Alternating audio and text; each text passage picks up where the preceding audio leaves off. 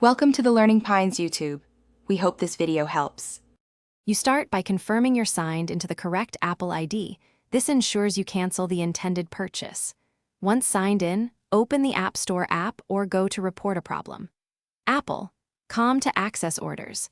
Make sure the purchase appears in your purchase list or in order history within 90 days because that window affects eligibility. Now tap the purchase to reveal options.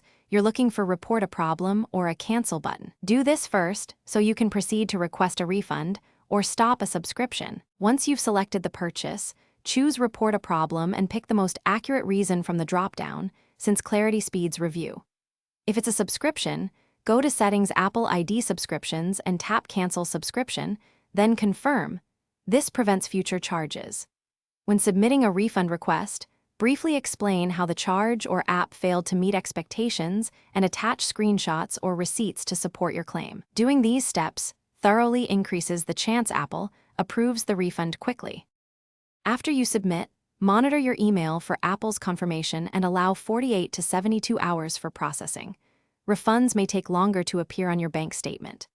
If the request is denied, make sure the purchase qualifies within 90 days and resubmit with clearer evidence such as timestamps or screenshots.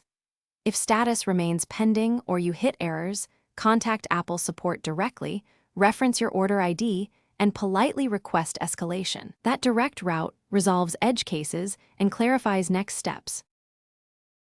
Thanks for watching. Consider subscribing if we helped you.